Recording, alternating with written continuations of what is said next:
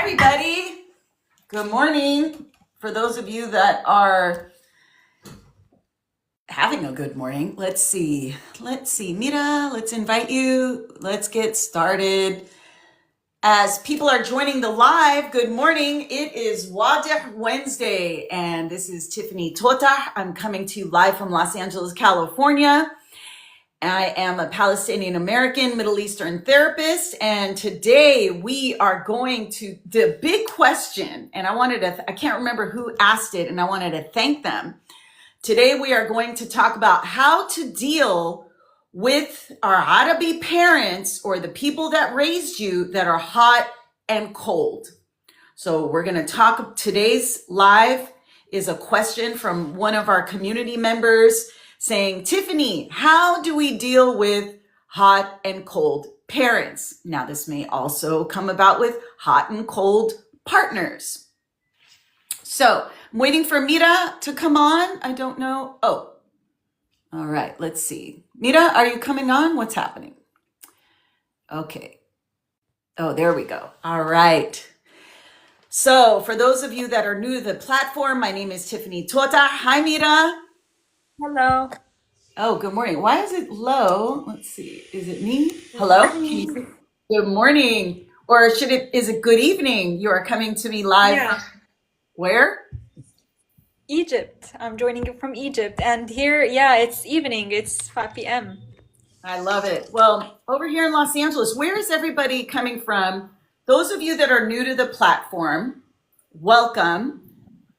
Our community for International Arab has grown significantly because of you guys and the support and the awareness and wanting to heal. And for that, we are truly grateful. Together, Mita and I both believe that the essence of what we're doing here is to create awareness, healing, and community for all of us to come together to talk about our emotional health and wellness within our Middle Eastern cultural context. Now, with that said, we know every country, because it's extremely diverse, has their unique experiences.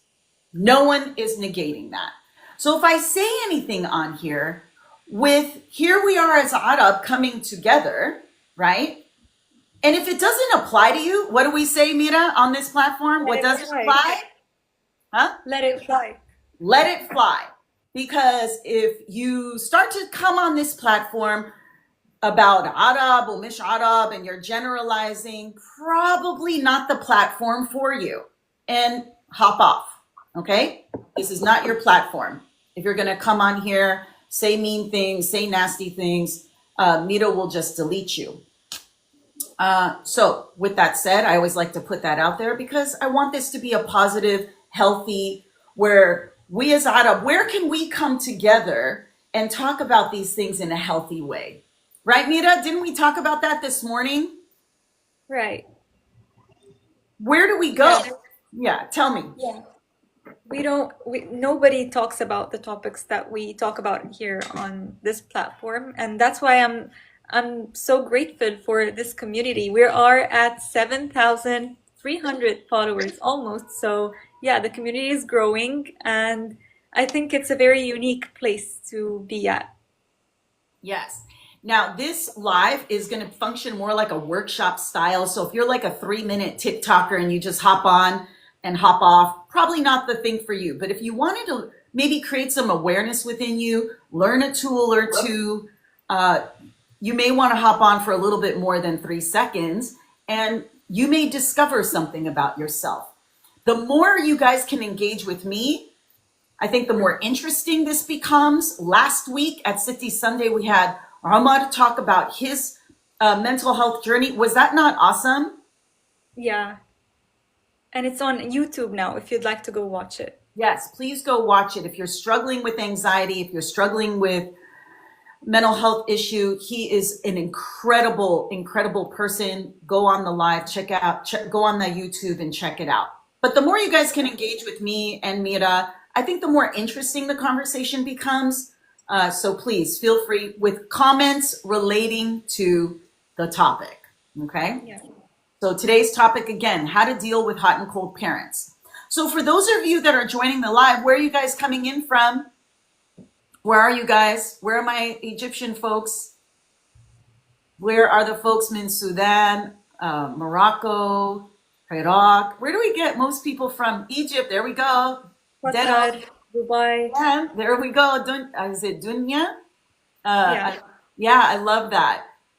We are always thinking about where people are coming from because we do send just such positive energy. Iraq, yes, I love that. Let's see. Can you please see mention? Dedo has a question. Oh, look at. Yeah, but I don't think it relates to our topic. Okay, well, we're gonna stick with the topic. Let's see. They're a resident from Yemen and Kuwait. Love that. Listen, this platform and me creating and working with Adam began with the Yemenis people. So I just want you guys to know, truly pioneers in moving, addressing mental health. So for that, I am so thankful. Nita, any comments relating to, this is a respectful space. And so for all the individuals that feel like you need to comment on Nita and I and our physicality or anything like that, we're just going to remove you and delete you because this is more than a space. This is a space of respect. And so while we appreciate compliments, it does take away from what we're here to do. So you will be deleted and taken off because that's not the energy we want over here. Hi, Nadine. Good to see you. Always good to see you. For those of you that have been following the lives for a while and you wanted to join me, now this is for people that have been on the platform for a while, people that I know come to the lives, people who have participated. If you ever want to join me, send Mira a DM and we can have you on in the way Omar did, and then we can talk about a particular topic you may be struggling with. All right, let's talk about hot, cold parents.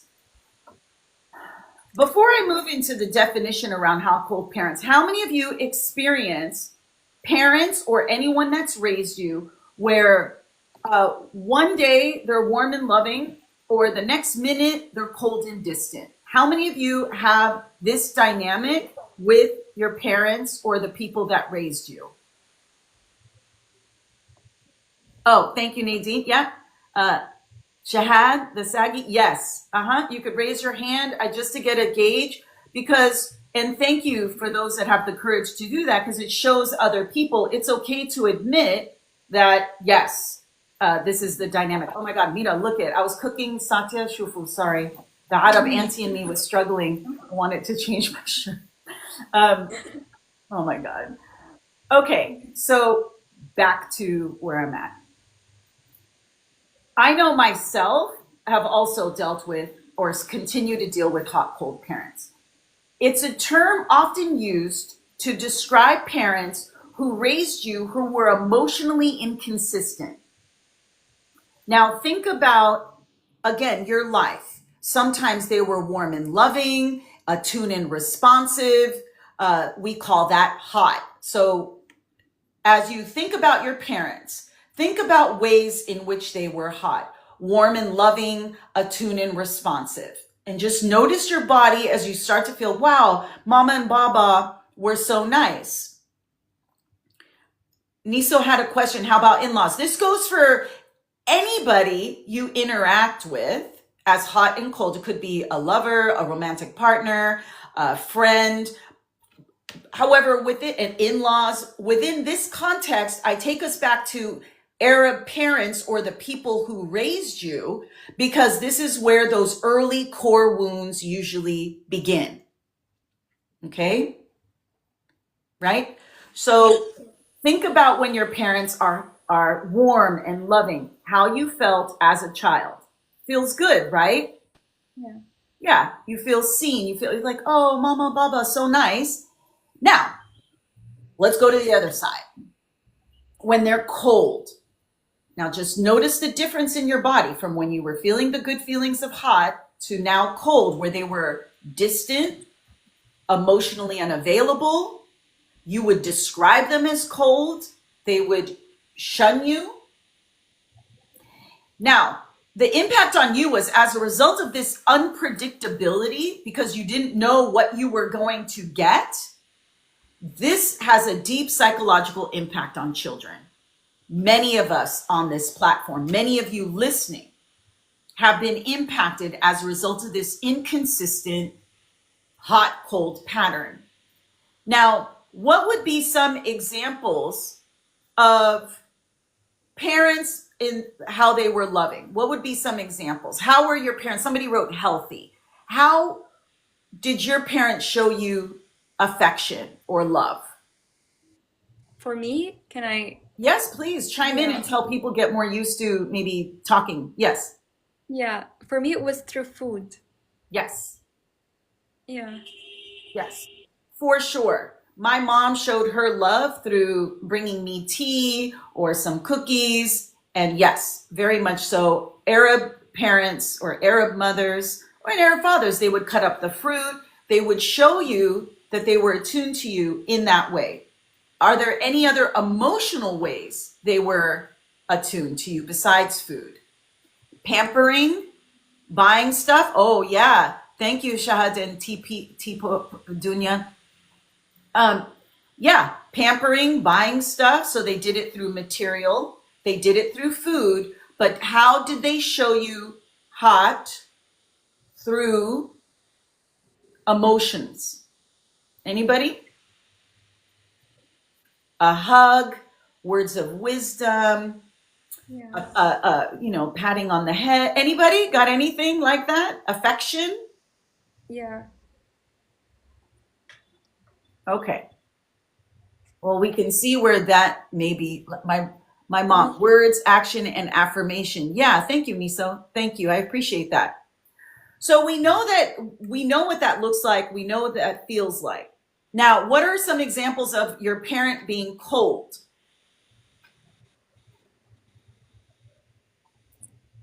Anybody? Yeah, I would say they would just do the opposite of whatever they would do, when they're happy with me. Like if it was through offering food and always making sure you're well fed and you're taken care of, they would just not bring that up at all, if that makes sense. That's right. So they would be maybe detached or dismissive Yeah. or irritable, right? Or I know I have the experience, they're unresponsive. Yeah. So they're really, oh, Habibti, and then you're talking, you're engaging, you're thinking this is a really good conversation. And then you may say one word that sets them off, and all of a sudden they're completely unresponsive. Okay? Now just notice, again, growing up, many of you have experienced this hot and cold all throughout your childhood. All throughout your, now think about the development of a child and you as an adult today. Yes, Nadine, stonewalling. Yes. So as a result of these unpredictable shifts, because now remember, don't look at it through the eyes of an adult. Look at it through the eyes of a child. Through these unpredictable shifts, you may never have known a version of the parent you'll get. Right? This dynamic occurs with parents too, who struggle with substance abuse, mental health issues, trauma. We already know many of our Arab parents struggle with tons and tons of trauma and tons of issues. We're going to pin that. We're going to look at you and your experience. Having inconsistent parenting growing up, you never knew when mom or dad walked through that door who you were going to get. Now, how do you think you felt as a child? Unsafe. That's right. So from a young age, many of us were conditioned to feel unsafe in our bodies. You're feeling unsafe in your body. You don't know. You're a kid. You're internalizing. If they're cold, it's about you. And now you're feeling unsafe. So you're growing up not trusting your caregivers. You're not trusting yourself. So ask yourself, how do I think this inconsistent parenting has affected where I'm at today in your relationships? Not just your romantic partnerships, your friendships, your work relationships. So you have to remember this inconsistent parenting is extremely jarring to the body. Because even now at 50 something, I've pretty much worked really hard on this dynamic. I will let my guard down because, oh, we're having positive interactions. This is pretty good. Oh, okay. The minute I let my guard down, the minute I engage or seek that connection, because it's not me, the adult, that's seeking that connection. It's me, the little girl, saying maybe this time it will be different. Well, it's never different, right? But there's still that pull that maybe this time will be different. The moment you engage, what do you think happens? They flip out. The inconsistency comes back. Now your body needs time to regulate itself. So how did you guys who are on this live, how did you cope with this? Did you isolate as a child? Did you isolate, or what do you do now as an adult? Did you isolate? Did you rebel? Did you act out?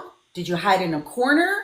How did you cope with this inconsistent hot, cold parent? What's your coping mechanism?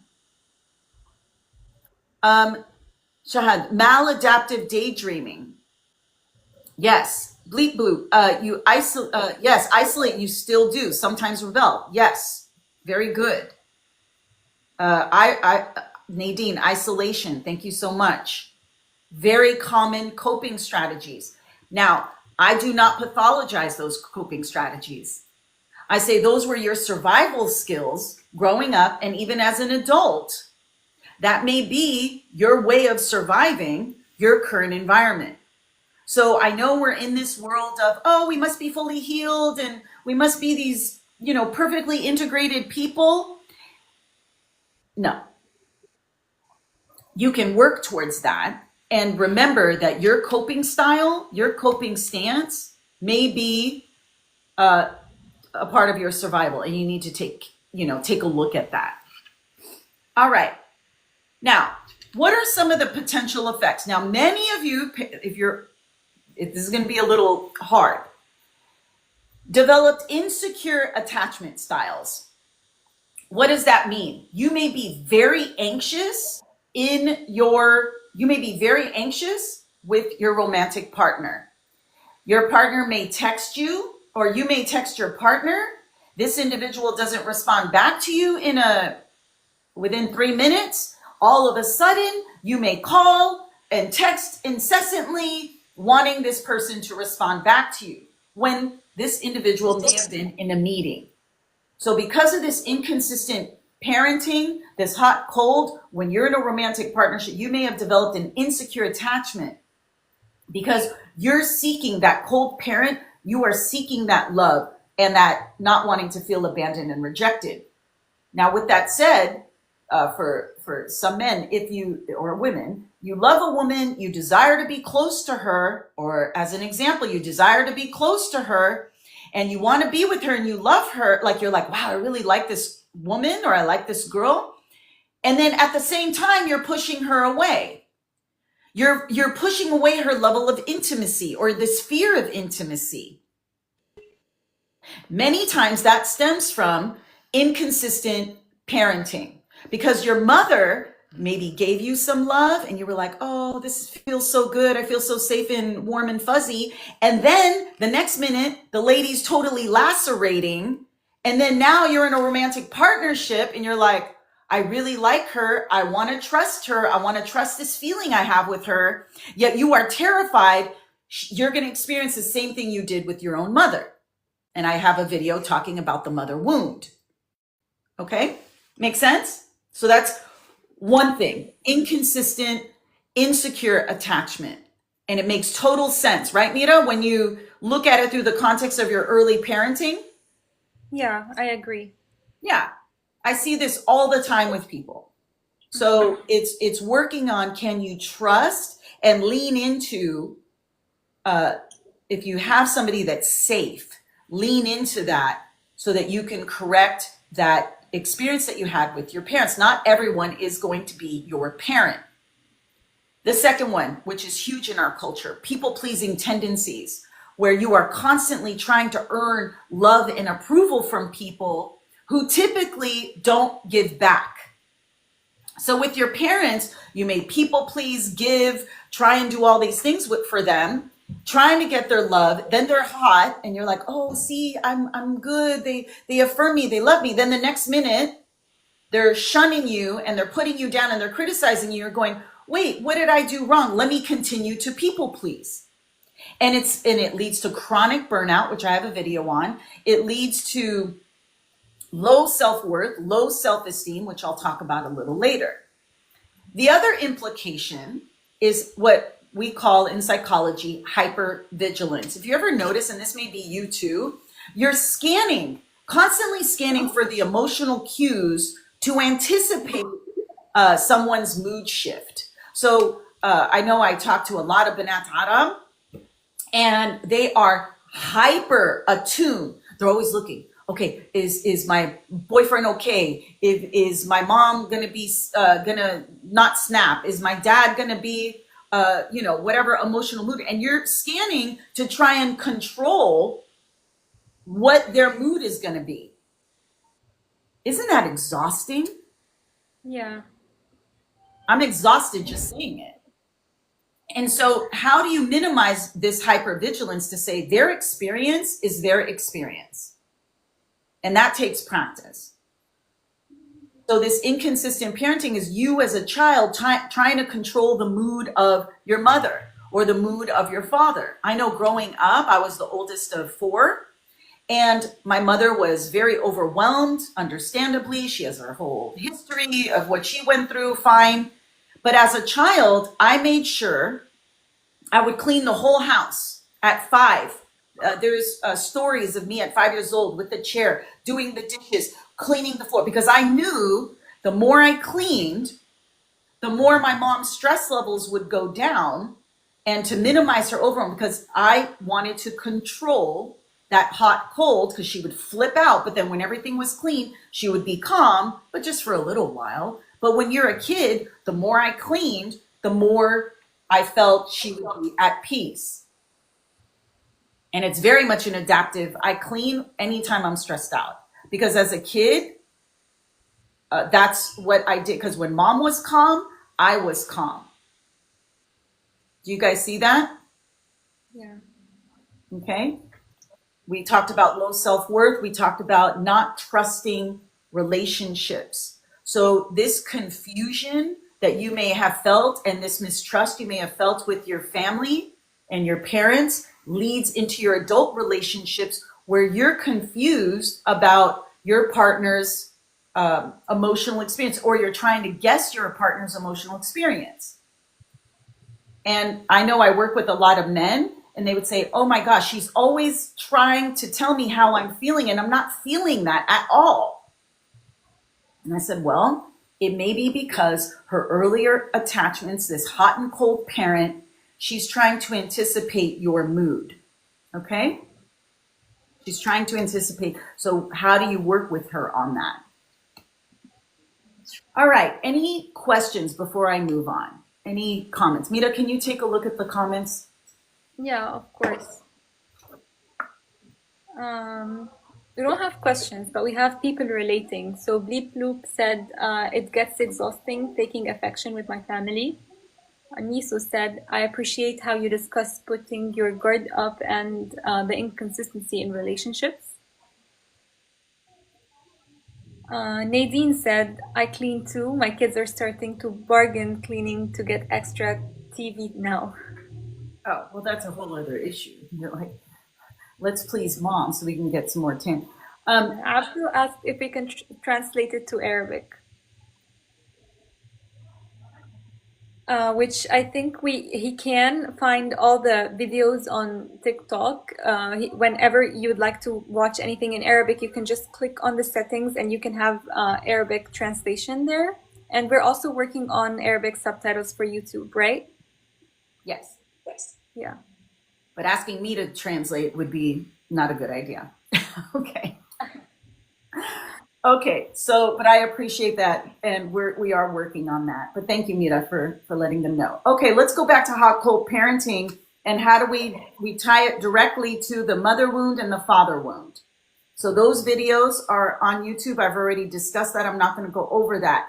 Typically, knowing your relationship to mom or dad. Let's say dad was consistent and mom was hot and cold. That may have been tied to the mother wound, or vice versa. And if you had both that were inconsistent,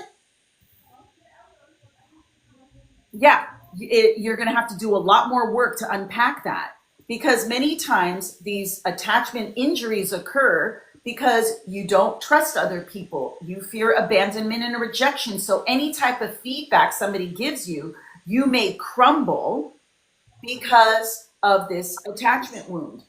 You may be there's no judgment here at all. This is just patterns of behavior for you to be aware of. You may be that serial dater, someone that jumps from one relationship to the next because of you're seeking a consistency. Yet you're creating inconsistency by going from one partner to the next, hoping to have that corrective emotional experience. A lot of people from our culture have control issues, right? Don't we? There's so many cooks in the kitchen, right? There's so many, Yeah. right? And not enough. It's like so many cooks in the kitchen and not enough chefs, right? Yeah. Because of this, I think for me, in my experience and working within my own family, my own community, this community here, the stories I hear is we want so much control that also leads to burnout, and it leads us from creating this intimacy with other people. And then we self-sabotage as a result. Inconsistent caregiving, this is a huge one that affects sibling relationships. Because your siblings may be in denial around this hot, cold parenting, and you're talking to your siblings about this is how they are. And if your siblings, that may cause friction. If you're the one speaking on these dynamics and they don't want to hear it, hot, cold parents will also there'll be hot to one son, usually the son, the oldest son, hot to the son and cold to the daughter, and maybe they'll throw the daughter a bone, or the father will be very hot with the daughter and very cold to the son, and then throw the son a bone every once in a while. And then when the siblings start to see this and they start to compare each other, they start to resent each other, they start to blame each other. Dad loves you more than me, mom loves you more than me. And then now there's friction between the siblings. And if there wasn't this parental dynamic, maybe the siblings would get along better. So you wonder why there's so much inter-sibling rivalry and conflict. Typically at the crux of that is inconsistent hot, cold parents who use that as a manipulation. I know I say things very directly, and I say to keep the minions, who are the siblings, all of us around these people, right? As it's manipulated. So we're all like dancing around like, hey, let's please me, right? Let me please you.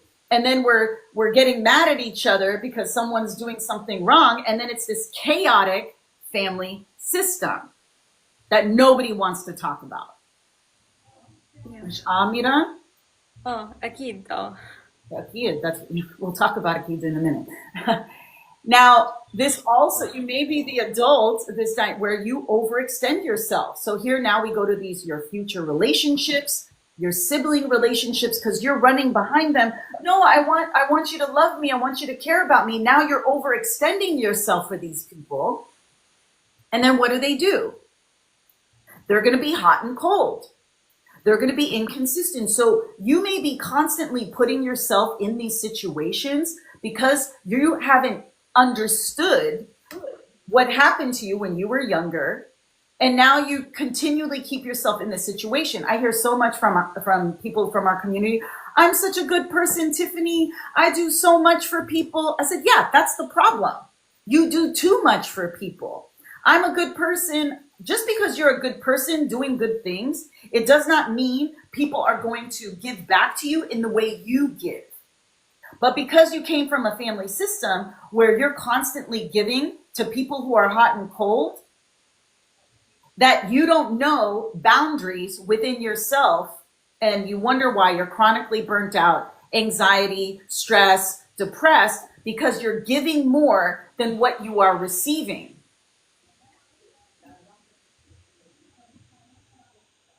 All right. So where do we go with that? It begins, it's Shahad, the Sagis, it's very difficult to break out of this. Look, this I agree with you, and this is not probably the best week for me to talk about this because I have had too many powerless, depressing conversations with people from our community who are like, it's so hard. I can't do this. Why, look, if you really want to heal from this, you have to do the work. And what does the work mean? It means being aware of why you're doing certain things. So you have to have intense awareness and stop yourself. Why am I feeling this way? What is going on? Now, we're so used to emotional suppression, bringing it down for our survival, part of being human. I don't pathologize emotional suppression, but I also know that it keeps you disconnected from you. And so having boundaries. No one's gonna die if you say no. I've yet to have somebody tell me they set a boundary with their family and then had a math. Nobody died. But yet in our minds, we think somebody's gonna have some tragic event occur to them. No, that's not what happens. And you need to learn ways to self-soothe yourself. What brings you joy? Are you giving time to yourself? And yeah, it takes a lot of work, but once you're on the other side of it, I've been at this for my healing game 30 years. Once you're on the other side of it, oh man, life is pretty good. Does it mean it's easy? Do I still have to deal with hot, cold parents? Yeah, absolutely. But you're less resentful. You're less angry. So yeah, it's a lot of work, but it's not impossible. It's definitely not impossible. But you have to want it. And that's why I was telling my cousins, family, friends, all these conversations I was having this week. I said, you don't want to heal. Like I was having some really hard conversations with people. You're not ready. You don't want to because there's a part of you that you are so attached to your wounds and you're so afraid of that we've learned this like this helplessness and somehow now it's a badge of honor. I don't know what's happened, if it's social media or what, but it's like that's part of being human. Sometimes you gotta emotionally suppress. Sometimes you have to be inauthentic. Sometimes you need to isolate and go away. These are normal things to survive being human. But then here's what happens: we have all this. We must be so healthy and integrated. No, but you have to take accountability and responsibility for yourself, even in these ought to be. What did we say earlier, Mita? That was so funny when we were talking about that. Yeah. Oh, So we were, yeah. Can you remind me? yeah, yeah, we were talking about how whenever you're talking to your parents and they flip out or they just get angry when like they are happy with you and then all of a sudden they're not anymore. And then we were talking about how you should be like, okay, صح, حاضر, أكيد, you're right, instead of being your authentic self, which is not gonna be that. This is not gonna be your answer, right? Yes.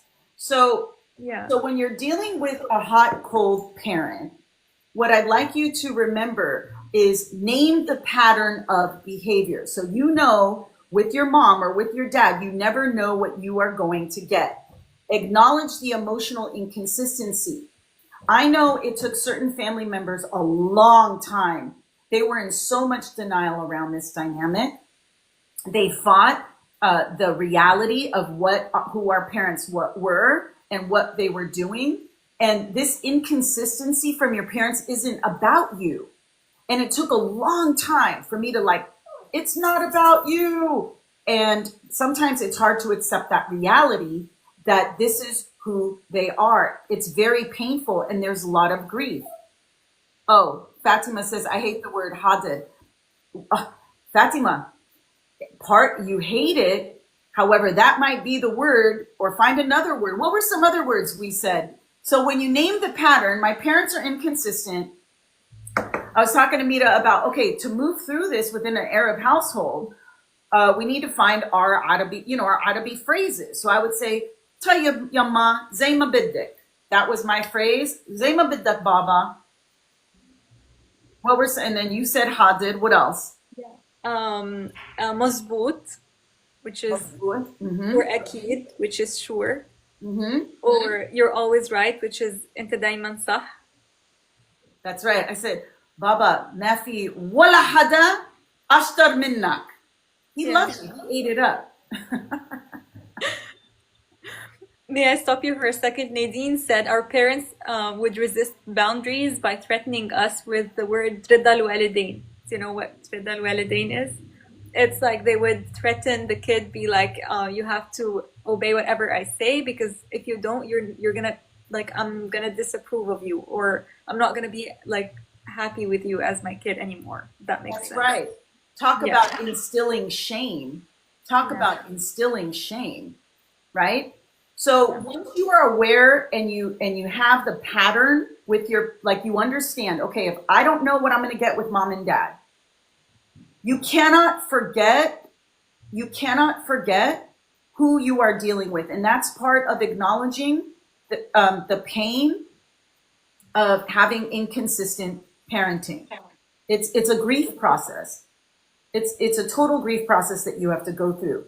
This unpredictability, the number one thing you guys, you need to remember, it is their own unprocessed wounds, trauma, and emotional immaturity. It has nothing to do with you. Nothing. So you have to remind, every time you get on the phone with your mom or dad, or every time they're in front of you and they say some cold things to you, instead of listening to what they're saying, you need to really try and stop yourself and acknowledge, okay, this is not about me, this is about them. And then you find your phrases. Now, I know somebody said, Fatima, you didn't like hadid. What would be your phrase? Right? Tayyib, okay, they're putting you down. You're feeling some kind of way. You can get up and go. Oh, I have to go to work. Oh, I need to go clean my closet, right? Or, oh, I need to do certain things. It's always like, Bas Ana, I'm your mom, and telling me therapy psychology makes us like American. Jenna, that's so funny. She is your mom. And therapy doesn't make you American. Therapy makes you, or being psychologically minded or emotionally minded, makes you human. I know the American, we get, oh, they're always talking about therapy, and I get it. Maybe on this side of the spectrum, but the Arab are on this side of the spectrum. Can we try and meet in the middle, that it's okay to gain some understanding around these dynamics and say, yeah, you're my mom and I love you, but for you to try and talk to her about your internal experience, probably not a good use of time. Yes, I know, Jenna. I've been trying with my mom for 30 years.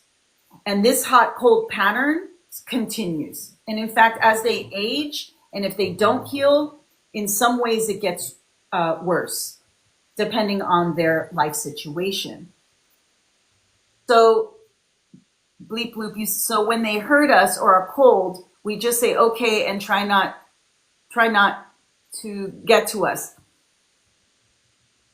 Yeah, that's what I'm saying. And how do you khalihum mabsutin? How do you separate yourself? Because we don't cut off our parents the way other cultures do. They don't see their parents 1-2 times a year. Hadoli, they're in our face sometimes every day. They're calling every day. You could be living in another country and they're on the phone with you every single day, where you're dealing with this dynamic. We as a culture need to accept, we do not, and if you cut off your parents, I get it, I say this all the time, but when you're in this hot cold dynamic, we're in it for life. And so when you're not telling them, okay, you're telling yourself, I'm not going to engage with this hot cold dynamic. I'm not going to try and convince this woman of my humanity or this man of my humanity. That you're wasting your time. Does it mean you can have threads of it? Sure you can. I don't want to be so negative. But if they're not open, if they're rigid, if they're emotionally immature, You bleep bloop, you say it feels like a fake relationship because it's as authentic as you are able to have one.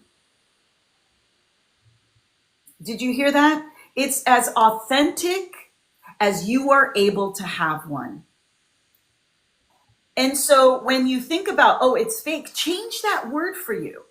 Change it to say, as long, can you, night food, Yeah. can you remove that? Yeah, I did. Oh my Yeah. God. There's always one really, really bizarre person that comes on these lives.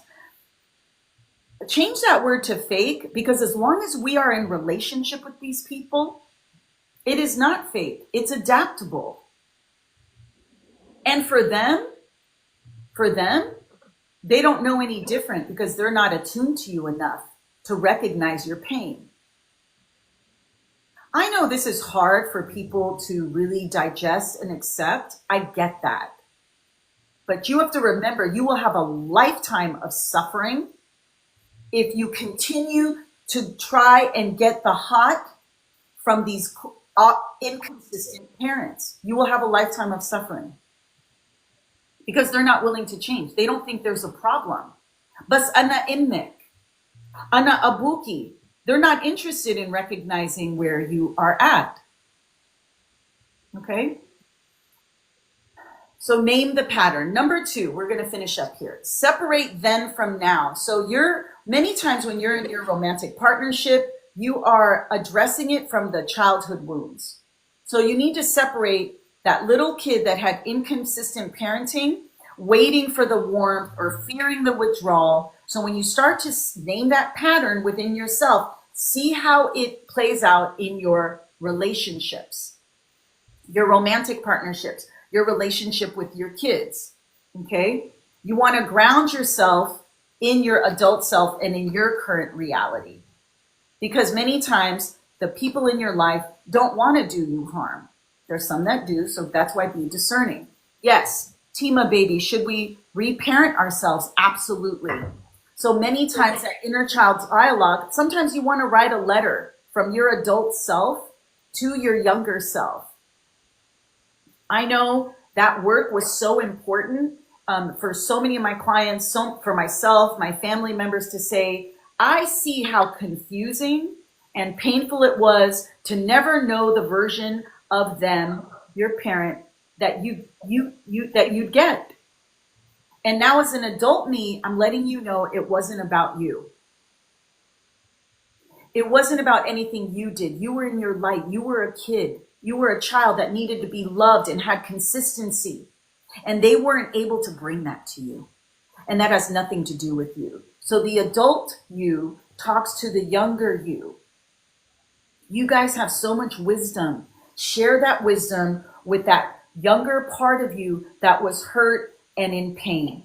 And you write that letter and then you do what you want with that letter. You could tear it up. You could do anything you want with that letter. And you need to remember that, let's say your mom or dad say something terrible to you and you set the bound inside your own mind when they're saying, you say, I love you. You're safe. I got your back.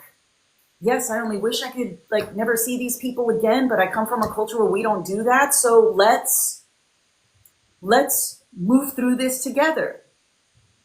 And some people make the decision they don't want to do that work and they cut them off. And I have no problem with that as a clinician. But how do you want to heal that little person inside you? And you just talk to them. Yeah, I see my parents doing this hot and cold stuff. I just say, okay, Habibti Tiffany, I got your back. You're safe. You're okay. What do you need right now, Habibti? Do you need to go away and go do the dishes or walk away or tell them you need to go to the store or go do something? Do you need to change the subject with them and talk about their childhood or some issue? Hello, what do you need right now to be safe in this environment? And you just talk to yourself. Don't focus on them. Focus on you and your own internal experience. You want to stop chasing the consistency. So many people get involved in romantic partnerships with these people that are hot cold because they're used to that, because their parents were hot cold, that you're chasing, you're finding yourself working overtime to earn their warmth, just like you did with your parents. And it shows up in your romantic partnerships. So you want to shift from trying to change them to protecting you. Okay? You want to, even in your romantic, stop chasing their consistency. They're not going to give it to you. Find reality acceptance that they are not going to change. But how do you protect yourself from that? What do you need to do from you? People stay in these toxic relationships so much longer than what is necessary. Now, with parents within our culture, okay, fine, we get it. Cultural expectation, we have to stay in relationship with these people. Your romantic partners, guess what? Make some different choices. Otherwise, you're going to have a lifetime of suffering. And I make no qualms about that with anybody. A boundary example, setting emotional examples. You don't need to shut them out. That's what I'm trying to explain. Like, we don't need to shut our parents out. We need to just lower our resentment, lower our pain. Maybe, you know, that's what we made it. It's a funny, not funny, but sometimes we have to keep it light. Mita and I were talking about something. You got to go to your room and like go in a fetal position in the corner and cry your eyes out that you have these parents who can't give you the love that you need, and you just cry. Or maybe you're the rager and you just trash about, but you don't want to hurt yourself through drugs and alcohol, numbing through food, numbing through retail therapy, chasing behind toxic people. So grieve what you need to grieve. Go in the corner, cry your eyes out. You did not get the parents you wanted. Okay, I'm sorry that happened to you, and how do you heal that? And I'm a huge believer in try and have as minimal contact with them as possible. And when they're hot and you find yourself, oh, my mom and dad, they're so nice, they're hot, stop. What did we say, Mira? You want to share that?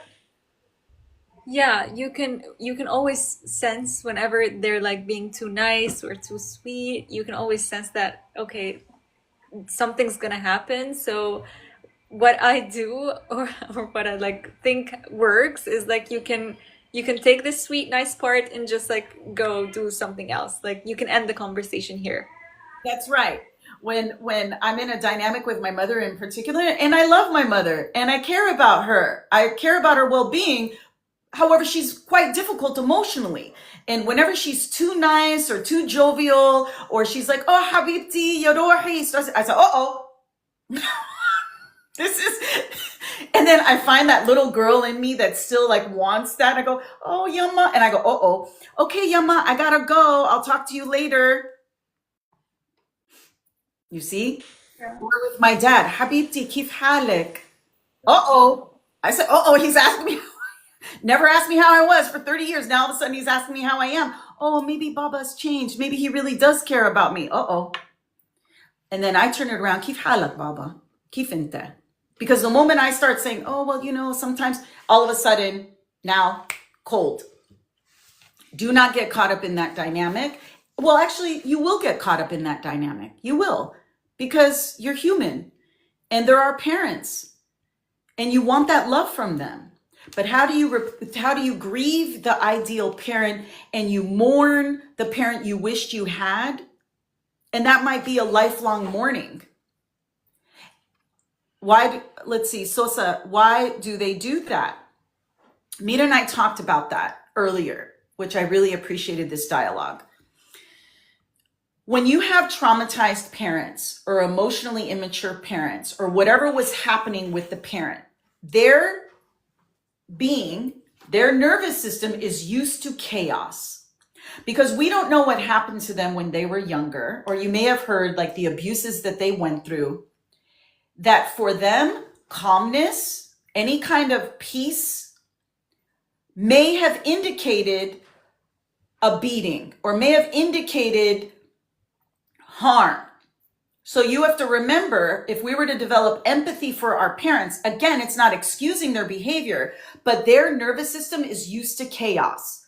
So the more consistent you are, the more at peace you are, the more grounded you are, they may poke to get you to react because they need you to be inconsistent in order for them to feel safe. I know it may not make, for our parents, inconsistency, chaos, because of their own wounds, They need that inconsistency to feel safe, because anything peaceful and calm may indicate for them feeling unsafe. So here you are, healthy, you want grounding, you want consistency, you want peace. And that's what I tell my family all the time. Anabidi peace. I bedish all this chaos, and the more I heal, the less tolerant I am of it. And that may be you too. And so the family may poke because they need you to rope you in to that chaos because it makes them feel safe. That's right. Let's go to so we're going to finish up. So let me just go over real quickly. You want to cope with this, you want to name the pattern of the behavior. Number one, name it for yourself. Where does it show up in your life? Number two, you want to separate the adult you from the child you. Most of the time in our relationships, we are interacting from the child us, not the adult us. So separate it. Ground yourself in who you are today and let that inner child know, those are my inner child wounds. What do I need to do to get out of that? And you do that by changing the dialogue, writing a letter, talking to yourself the way you would want your parent to talk to you. And sometimes you'll be bawling because it's so healing when you could give that to yourself. Number three, stop chasing inconsistency, whether it's in your job, your man, your woman, your lady friend. Stop chasing earning their warmth. Stop trying to change these situations. Bring it back to you. What do you need? All right. And then number four, set emotional boundaries. So that could be all the words we use, whatever Arabic words you want to use, whatever American words, whatever English words, whatever language, find your mantras, right? Find the words. I just have the same things I use with my parents over and over again. Ashan, when I'm inflamed and they're like really intense, I just have this arsenal of words that I use or phrases. That way you're not thinking about it. So prepare ahead of time. And then you want to detach with compassion, staying kind, right? Because you don't want that person yelling at your parent or going off on your siblings. You don't want to be that person, but you want to detach with compassion. But that begins with you understanding yourself and not getting entangled in all their emotional gunk, which many of us do. And they're very good at it, by the way. So if you're not, just know it's a work in progress. You want to grieve the ideal parent. I cannot emphasize how important it is for you to grieve. We, as a culture, there's so much grief and loss on so many levels. And when it comes to our parents, you may need to, that may be a lifelong grief process. And then when you have your own kids, and you're giving to your children what you didn't get, that also may be a part of healing that grief process and shifting those generational traumas. You don't heal, you're just going to let's just keep passing that grief along. Try not to do that. Do it not only for you, you do it for your kids. And if you don't have children, don't worry about it. Do it for your nieces and nephews and the children around you. And number six, you want to reparent yourself. You want to talk to yourself with validation, warmth. You want to be able to depend on yourself and affirm yourself to say, no matter what they're saying to me, I don't need to own it. I don't need to own it. And then I honestly, with the reparenting practice, and I think somebody said it's really hard work. Yes, it is difficult. Every single day, you need to ask yourself, and you don't need to do anything, but I would encourage you, if you really want to work through this, what do I need today to feel safe and supported? Every single day, even till now, I ask myself, Tiffany, what do you need today to feel safe and supported? Maybe I need to reach out to a friend. I go for my daily walks. I enjoy my ahwa. This is what I need to feel safe and supported. And sometimes I have to give myself permission. Do not talk to your family today. Today's the day. They may call you 6, 7, 8 times. You send them a text message. Hayuni, ana mashghula. I'm busy. I'm making money.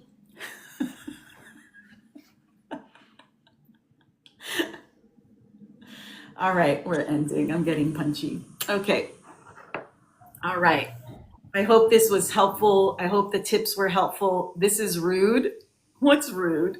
The fact that we're talking reality of what we have to deal with, that's rude. You know what's rude is when we don't talk about things and then we have to sit in our pain and our suffering because we're going to get shamed for speaking the unspeakable. So I'm sorry if you think if my reality or the reality that I speak of on so many people that I work with uh, bothers you. So you may want to look at that within yourself, because we need to heal as a community and we need to be able to talk about these things without being shamed. And I'm at the point in my life where I'm shameless. You can't really do much to shame me at this point. I've been through too much. All right. Well, thank you so much, Tima Baby. I appreciate you being on this live. I appreciate everyone who's joined us. Miso, thank you so much. I appreciate you. Those of you, yes, Jenna, let's move forward in our shamelessness and healing. May I stop you for a second? Yeah. It's Sema asked if she can book sessions. Oh my So, God. Thank you so much for honoring me with wanting to be on a part of your healing journey. My practice is full. It's been full for many years now. And I can only work with clients in California and Utah, by the way. And so one of the things I'll encourage you to do is I do have workshops that I'm doing. I have a small group, 8 to 10 people, where you work with me weekly, where we talk about these issues and gain some really good skills. It's, I think, the first of its kind. I don't think we have counseling support groups, so I don't know how it's going to go, but I'm really excited about it.